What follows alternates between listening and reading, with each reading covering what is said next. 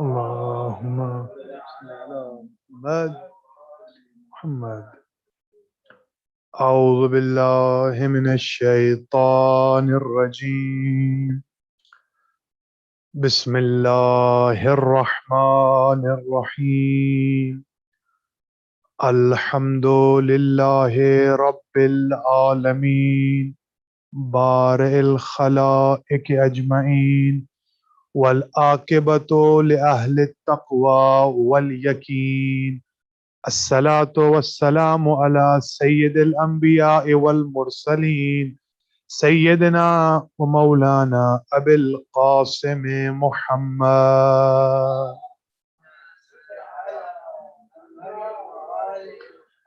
ثم الصلاة والسلام على أهل بيته الطيبين الطاهرين المعصومين المنتجبين الذين أذهب الله عنهم الرجس وطهرهم تطهيرا. أما بعد فقد قال الله سبحانه وتعالى في كتابه المجيد وهو أصدق الصادقين. بسم الله الرحمن الرحيم.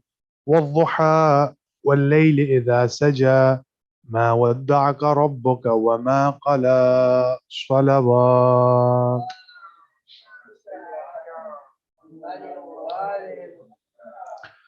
Respected brothers and sisters in Iman, Salamun Alaikum wa Rahmatullahi wa Barakatuh.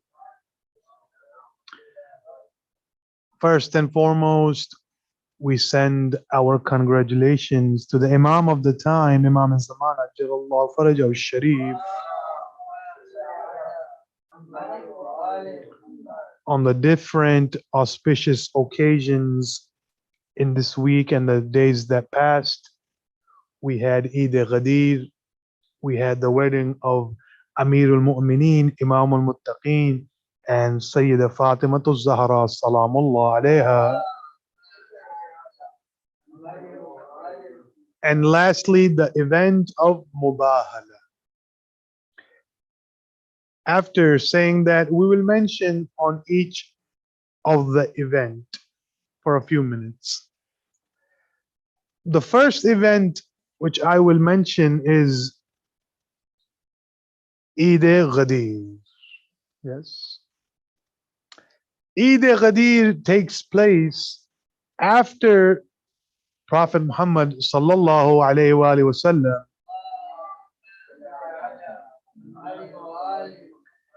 after he finishes his Hajj. Jibreel comes to him and he gives him an order. Back in the day, when you would finish your Hajj, everybody would go to a pond which was near, they call it Khume Ghadir. There was a pond or a central point that before you go home, you come here, you satisfy the animals, you fill up the water from the pond, and then you go back to your homes, wherever that might be. Now, all of the Hujjaj have been gathered there. Some have written 120,000 Hujjaj. Some have written 160,000. Others have written more, and some have written fewer. We will go with the one that has written 140,000 fresh Hujjaj. Yes. They have just done the Hajj. After completing the Hajj, Prophet, he makes an announcement that I will lead the prayer, and after the prayer, I will give a sermon. After the prayer finishes, Prophet Muhammad sallallahu alayhi wa sallam,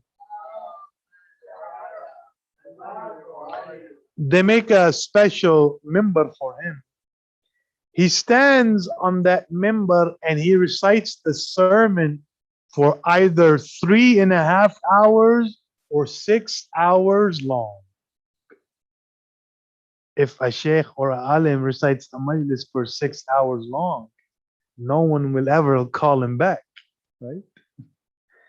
So the Prophet, he recites the sermon for 6 hours. He starts by thanking the Lord, in which he says, all thanks is to the Lord who has created the skies and he has created the beautiful nature. And he provides the rizq for all of the creation and the creatures thereof. Yes. Thanking the Lord and moving on all the way to the end. When he goes towards the end, he says, this was my last, or this is my first and my last Hajj. And after this, I will not be coming back to Hajj. But he gives a message that after me, man kuntu maulahu, fahada aliyun maul.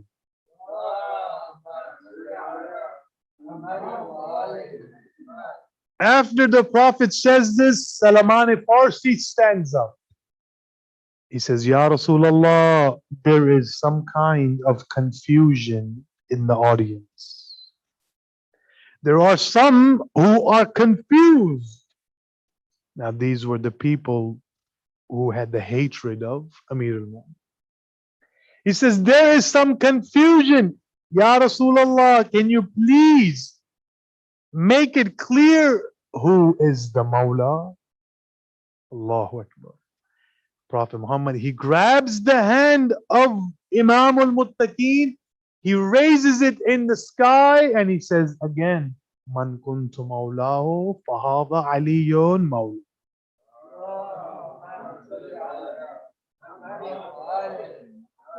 Now there were 140,000 people, meaning there is 280,000 eyes witnessing this. There is 280,000 ears listening to this. Now the miracle is, how does Prophet sallallahu alaihi wasallam, how does his voice reach all of these thousands of people? Yes. If I give a speech or any other alim and it's 1,000 people, it will be very hard for the last person to hear what is going on. So how does the noise or the voice of Prophet sallallahu alaihi wasallam get to all of the people's ears? The ulama, some ulama have written that this is a miracle itself, that at that time the voice of the Prophet became so clear that everyone who could hear, they heard in a clear voice what the Prophet was saying. Allahu Akbar. Now, what was the point of raising the hand of Imam al-Muttaqeen, Imam al-Mursaleen? So no one would say, oh Rasulullah, I was standing too far away. The ulama have written that all of the thousands of people standing there, they viewed it in such a clear, crystal clear, that no one was left saying that we didn't see the Prophet raise the hand. Yes. And then after this happens, Hazrat Umar radiallahu ta'ala anhu and Abu Bakr radiallahu ta'ala anhu, some great personalities of Muslims, they both approach Imam al-Muttaqeen, they both shake the hand of Imam Ali, and they both say, from today, Ya Ali, you are our Mawla. Allahu Akbar. Yes. This was the event of Ghadir. Yes. Now, let me mention some fadail of Amir al-Mu'mineen Ali ibn Abi Talib. One day, the companions, they are sitting with Abdullah ibn Abbas.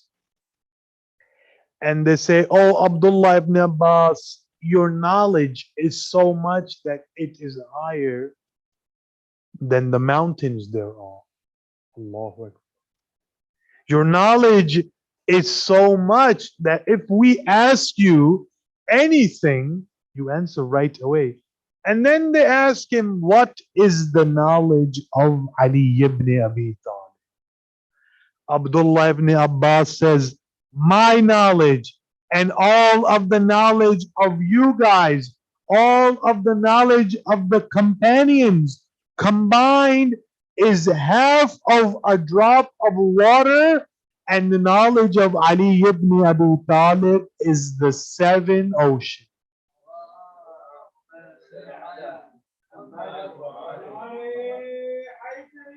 Ya Ali. Allahu Akbar. Brothers and sisters, you and I, we are blessed. We are blessed to have the Imam like that. Let me mention another fazilat. One day, the companions, they're all sitting and they're comparing each other. I am better than him. He is better than him.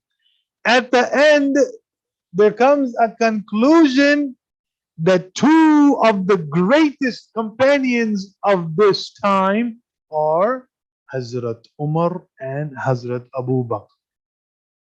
Salman is sitting there. He says, you have mentioned everyone. Why don't you mention Ali ibn Abi Talib? Recite aloud salawat. And they get the answer that we are comparing the companions, not the Ahlul Bayt. Ali is from the Ahlul Bayt, and we are the companions of Muhammad sallallahu alayhi wa sallam.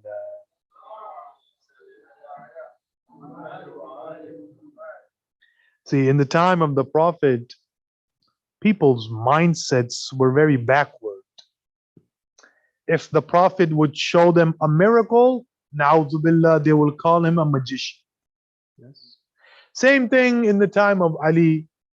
Imam Ali, he used to sit on the mimbar and he used to say, Saluni, saluni, qabla an taftalu. Ask me whatever you want, no matter what it is, no matter when it is, no matter what time it is, I will answer no matter what. So people would come with the weirdest questions. For example, one person comes and he says, Ya Ali, how many hairs do I have on my beard? The Imam says, even if I give you the answer, how are you going to count it? Are you going to shave your beard? And another instance, a man comes, he says, Ya Ali, what will I eat for dinner today? This is very interesting. The Imam says, you are going to eat rice and you're going to drink some milk. Now he says, okay, I'm going to prove Ali wrong today. He goes home, he looks for his wife.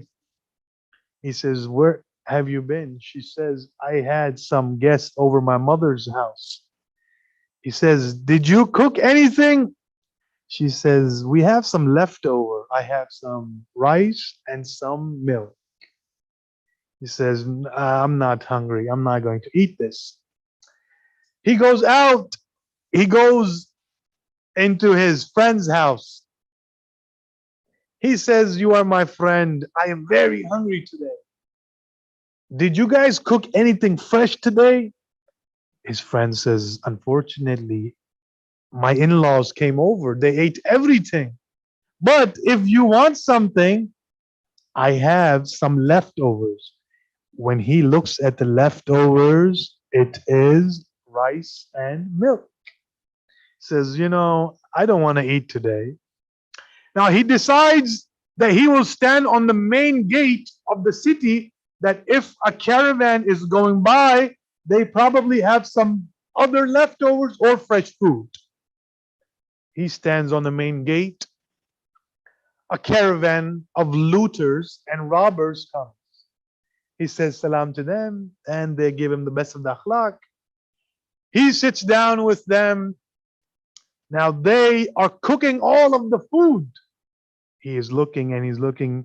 He's saying, I am going to prove Ali ibn Abi Talib is wrong today. They cook the food. They eat the food. They don't even ask him, When he says, "Can I please have some food?" they force him to eat the rice and drink some milk. Allahu Akbar. After eating that, he goes to Maghrib and Isha prayers.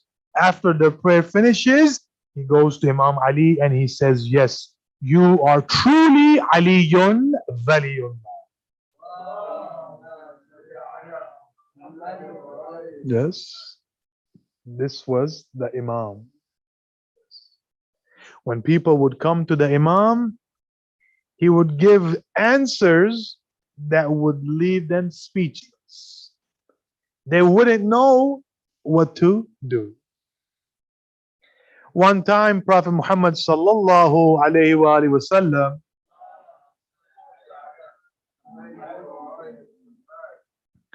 one time the Prophet is sitting and a man full of hatred of Ali. There are some people, as soon as you say the Imam's name, their faces change color. We already know what's happening. So this man has hatred of Imam al-Muttaqeen, Imam al-Mursaleen, Abu al-Hasan. He's full of the hatred. One day he comes to the Prophet and he says, "Ya Rasulullah, why is it that whenever we see you, while you are walking, you are saying, Ya Ali, Ya Ali. While you are sitting, you are saying, Alaykum assalam. You are saying, Ya Ali, Ya Ali. When you are going to the mosque, you are saying, Ya Ali, Ya Ali. When you are home, you are saying, Ya Ali, Ya Ali. When you are in your travels, you are saying, Ya Ali, Ya Ali. Before eating, you say, Ya Ali. After eating, you say, Ya Ali. There is no place that you don't mention his name. You are always mentioning his name. What is the reasoning behind this? The Prophet says, Jibreel came down to me and he told me, "O Prophet Muhammad sallallahu alayhi wa sallam, Allah, Allah is giving you the hukm. Allah is giving you the order that make sure you do the dhikr of Ali at all times." Allahu Akbar. This is our Imam. Like I said, we are blessed to have these Imams. Now, what do you and I have to do? We have to prove to the Imams that we are worthy of having them. Yes. We have to protect our Amal. Yes. The lesson for today, brothers and sisters, is protect your Amal. How do we protect the Amal? Our eighth Imam, Imam Ali al-Riza, salawatullah wa salamuhu alayhi,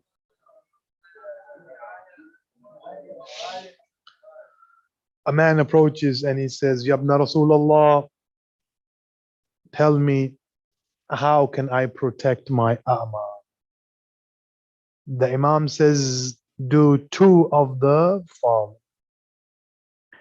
Number one, Sila Rahmi, taking care of your brothers and sisters, especially your family members, especially your close ones. And number two, don't be talkative. Yes.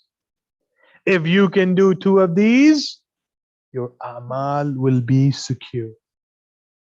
Now, why should we protect our amal? I will mention a story. There was a teacher, a scholar by the name of Fudal bin Ayaz. Yes. His name was Fudal bin Ayaz. He used to teach in a school and he used to see that there is this one kid. He's very sharp. He's very wise. And this kid, on the other hand, he is also pious.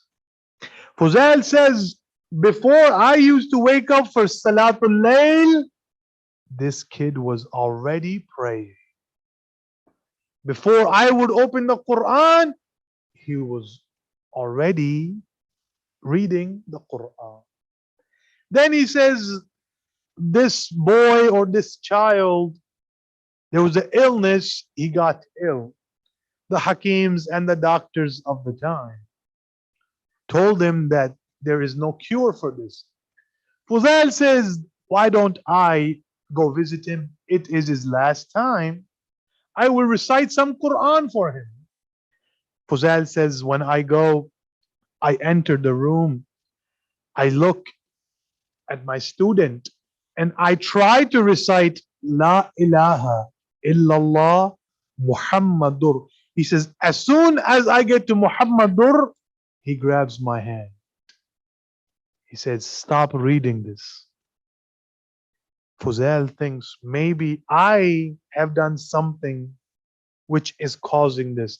Maybe there was a time when I yelled at him. Then he says, let me read Surah Yasin. He says, Bismillah ar-Rahman ar-Rahim. Yasin wal Qur. He stops him again. Now Fuzail is thinking to himself, was there ever a time that I hurt my student, and because I hurt him, he is not letting me finish? He says, you know what? I will go home and I will pray for him. Fuzail goes home. The small boy, he passes away.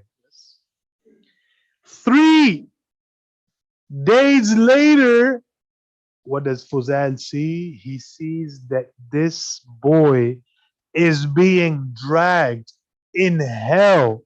The angels have grabbed his feet. His face is dragging on the ground, and they are taking him left and right. Allahu Akbar.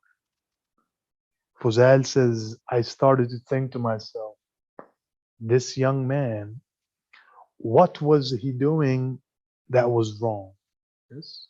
Remember the protection of the A'mal. The angels told me there were 3 reasons why his A'mal could not be protected. And these are the 3 reasons which led him to hell. Number 1, he used to slander. He used to go around in the community, and those pious people in the community, he used to go around and spread rumors against them. Because he used to spread rumors against them, slowly and slowly his a'mal were decreased and they were erased. Number 2, the second reason he entered hell is jealousy. He was so jealous of some of his brothers who recited the Quran better than him. Yes. So brothers and sisters, be careful. Do not be jealous. Prophet Muhammad sallallahu alayhi wa sallam, he says, jealousy burns your a'mal just like the fire burns wood. There is nothing left. Allah. The third reason why he entered into hell is, he used to create mischief. His behavior was like a fool. He was always foolish in front of the seniors, in front of the children. He used to act like a fool. Yes. So brothers and sisters, make sure, now these are the days of the Eids, make sure on these Eids, Eid al Mubahila, make a promise to your Lord that, oh Allah, I will try my best to protect my a'mal. Yes. Recite aloud, salawat.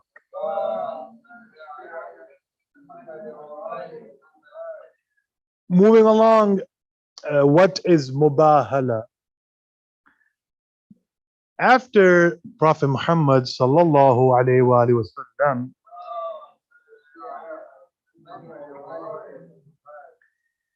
after he sets himself in Mecca, he starts to send delegations and different letters to different nations, inviting them to Islam. He sends letters to Yemen, they send letters to Azerbaijan, they send letters to Africa and different nations. They send a letter to a place called Najran. Najran at that time was on the border of Yemen, about approximately 20 kilometers from Yemen. It was inhabited by 40,000 Christians. It had become the hub of Christians. And the biggest or the largest bishop of that time, his name was Abu Haris. He used to live in Najran. Once he gets the letter, he writes that we would like to have a debate with you. This. He sends a delegation back. A time is set that all of the Christians will be coming on this day.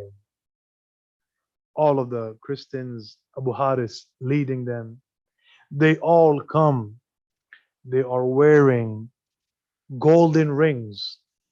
They are wearing necklace of gold, and they are wearing clothes of silk. Some companions were standing, and when the Christians come, they ask, can we meet Prophet Muhammad sallallahu alaihi wasallam?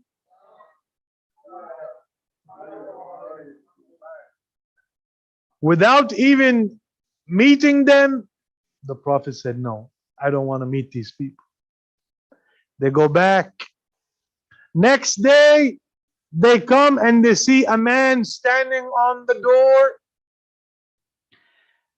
And they say, can we meet the Prophet of Muslims?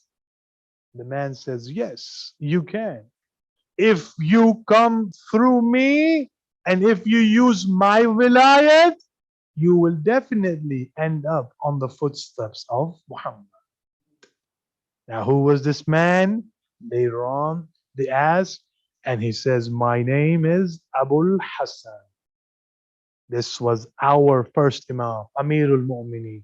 Brothers and sisters, we get a message from this that if you want to go to the Prophet, use the vilayat of Amirul Mu'mineen. It will lead you to the footsteps of Prophet. They go in. Before they go in, the Imam tells them, I will take you in, but there are some conditions. All of the clothing that is full of silk, you have to change that. You have to take your golden rings off. You have to take all of your jewelries off. They ask why. The Imam says, there is no mixture of halal and haram in Sharia. This is a message for you and I, brothers and sisters. Our Sharia, there is no mixture. Some brothers and sisters say, you know what? Tuesday I will go to the Husseiniya. Friday I will go to Jum'ah. Saturday I will go to Atlantic City. Yes. Brothers and sisters, there is no mixture. The halal of Prophet Muhammad was halal that day. It is halal today, and it will stay halal till the Yawm al-Qiyamah. Yes. So make sure you do not do any mixture. Unfortunately, I will give one example and I will move along. Most of the Shia weddings, 98% of the Shia weddings start, mashallah, with Surah Rahman, start with Hadith Qisa, start with Surah Yasin, but unfortunately, they end with the Sunnah of Yazid. Yes. They end with music. Yes. So make sure there is no mixture in Islam. Yes. The halal is clear and the haram is clear. The Christians, as I was saying, they go back. The Imam is still standing there. He takes them in. They start debating. The Prophet is giving them answers. They are not accepting them, and na'udhu billah, they keep calling the Prophet a liar and a magician. They keep debating, and they stop at one point. They say the biggest dalil that we have that Isa is the son of God is because he has no father. The Prophet says, what kind of dalil is that? If that is your, according to you, if that is the son of God, then what will you do with Adam? He doesn't have a father or a mother. As soon as they hear that, it clicks in their mind that this personality is something special. It clicks in their time, and they say, we want more time and we want to do mubahala. The meaning of mubahala, brothers and sisters, is when two parties agree to do a debate, and the one who loses the debate, Allah's curse will be upon them. Yes. The Prophet, before they leave, they set a date that on this date we'll do mubahala outside in the ground. The Prophet recite, Jibreel comes to the Prophet and he recites the ayat that, O Prophet Muhammad sallallahu alayhi wa sallam, Allah is giving you the hukm, He is giving you the order that tell them they bring their children, they bring their females, they bring their anfas, and then we will do mubahala and we will see who is wrong. Yes. The day comes, the Najran, they bring all of their children, they bring all of their females. The ground is full of the Christians and it is a high place.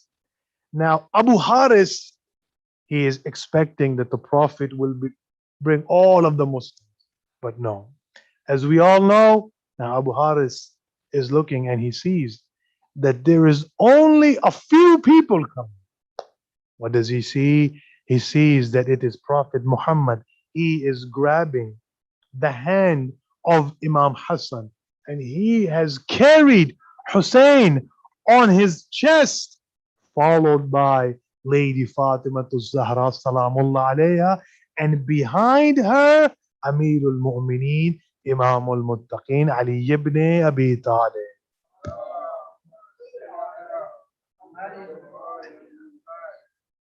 As soon as Abu Haris he sees that there are only a few coming, he looks to his people and he says, we will not do mubahal.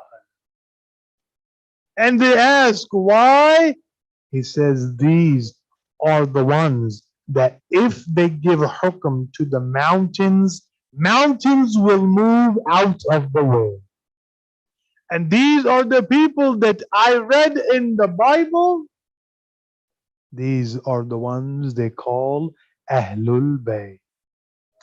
Allahu Akbar. Now, when he sees what's going on, they send a messenger to the Prophet that we will not do mubahala. We will pay the treaty to the Muslims and we will live in peace. Upon hearing this, the Prophet says, I bear witness. I promise to Allah who holds my death in his hand. If they had done the mubahala with us, they would have become animals. And the la'nat of Allah would have been upon. Brothers and sisters, this is a message for us that whoever comes against Imam Ali, whoever comes against Hazrat Fatima Zahra, whoever comes against the Imamain, all of them, they are cursed by Allah. Yes. La'natullah alayh. So don't be surprised if in 2021 there are some so-called ulama, na'uzu billah, cursing the imams. Yes. One short message, then I will end my lecture. Recite loud salawat.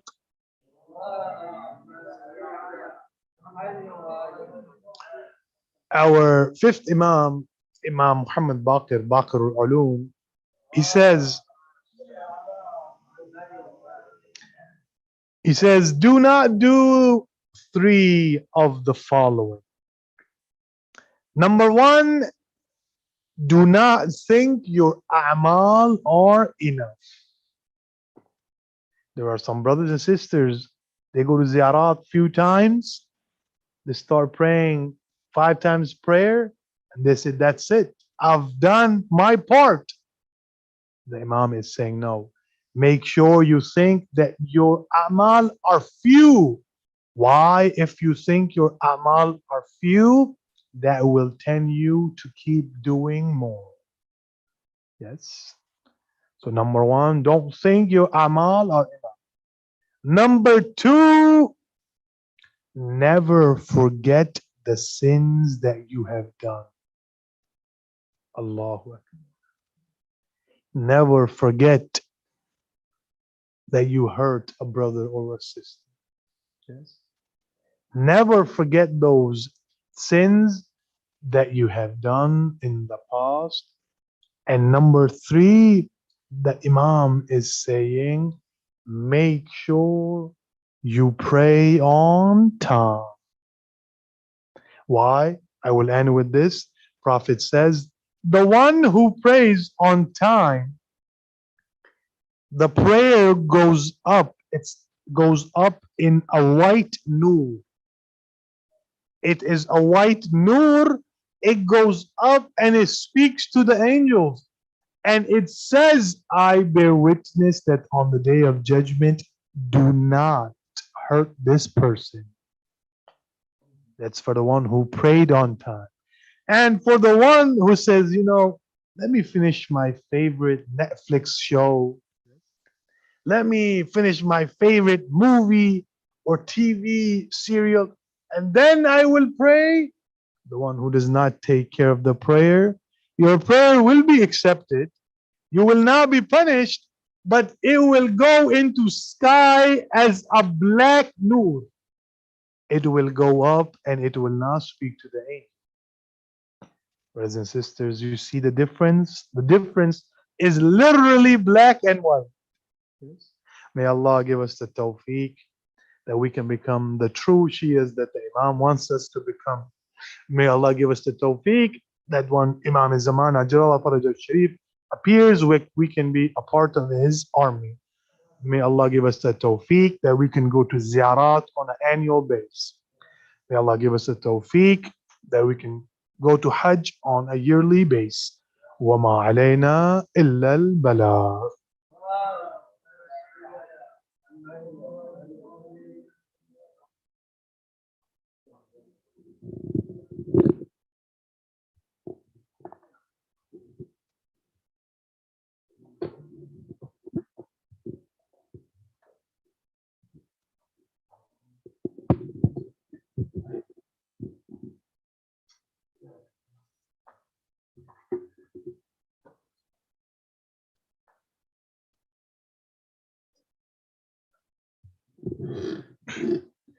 أفضل الصلاة محمد وآل محمد يا راكبا نحو المدينة قاصدا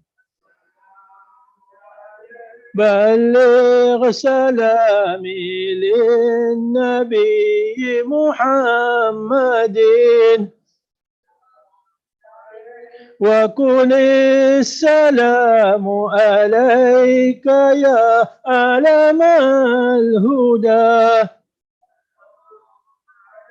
أنت الدليل لأرشدي الأوحدي صلى عليك اللهم ما هب الصبا يا محمد يا أحمد جد الحسنين أحمد يا محمد يا بدر التمام وعليك السلام حيدر يا إمامي أفضل الصلاة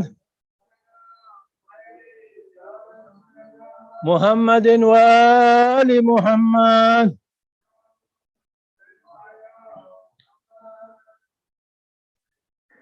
وہ کیا فاطمی ہے وہ کیا ماتمی ہے جو مولا علی کی ولا چھوڑتا ہے. وہ کیا فاطمی ہے وہ کیا ماتمی ہے جو مولا علی کی ولا چھوڑتا ہے. نہیں بات میری حدیث نبی ہے علی کو فقط بے حیا چھوڑتا ہے. ولایت ادھوری شرافت ادھوری علی کے بنا ہے عبادت ادھوری. ابھی مانگ لو تم ابھی مانگ لو تم ولایت سے معافی علی توبہ کا در کھلا چھوڑتا ہے. یا علی نعرہ صلوات.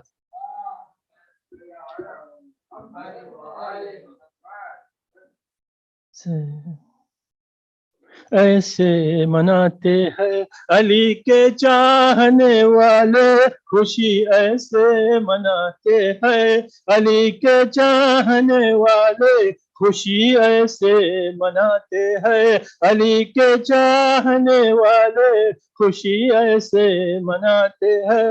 سکھایا ماں نے اپنی لار میں یا علی مولا سکھایا ماں نے اپنی لاریوں میں یا علی مولا. غدیر خم کا قصہ اپنے بچوں کو سناتی ہے علی کے چاہنے والے خوشی ایسے مناتے ہیں علی کے چاہنے والے خوشی ایسے مناتے ہیں. علی شیر خدا حیدر حیدر محمد کی دعا حیدر حیدر غرور کبریا حیدر حیدر علی شیر خدا حیدر حیدر محمد کی دعا حیدر حیدر غرور کبریا حیدر حیدر. صلوات علی محمد.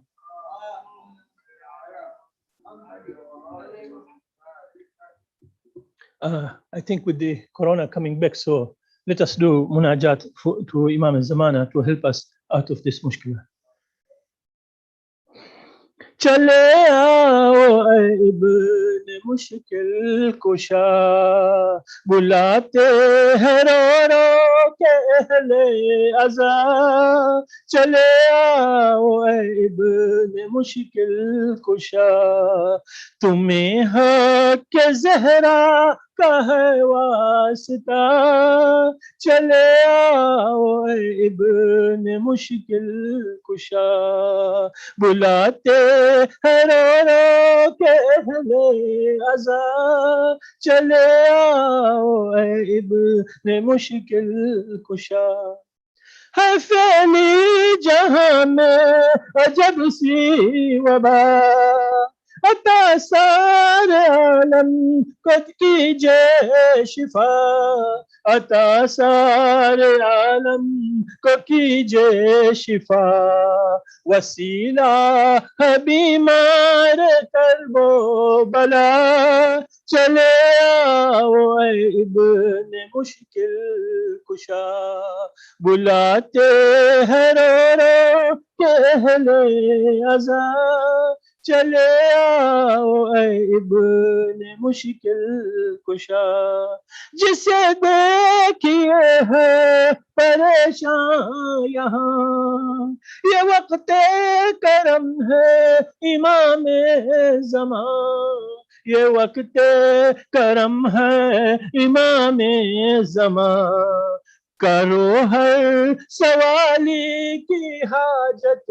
رواں چلے آؤ اے ابن مشکل کشا بلاتے ہیں رو رو کہ اہل عزا چلے آؤ اے ابن مشکل کشا میرا خواب بھی محو تعبیر ہو اے مولا بقیہ کی تعمیر ہو اے مولا بقیہ کی تعمیر ہو لبوں پر مسلسل یہی ہے دعا چلے آؤ اے ابن مشکل کشا بلاتے ہیں رو رو کہ اہل عزا چلے آؤ اے میرے مشکل کشا چلے آؤ اے ابن مشکل کشا بخشنود پنجتن پاک بآواز بلند صلوات اللهم صل على محمد و آل الہی ببیمار داشتے بلا جو بیمار ہو جلد پاوے شفا الہی برائے امام زمان ہمیں حول شاہ سے دے تو امان قیامت کو منشور رہو بالی اٹھے قبر سے کہے کہ ہم یا علی اے پانچ ونوں مل چاہتا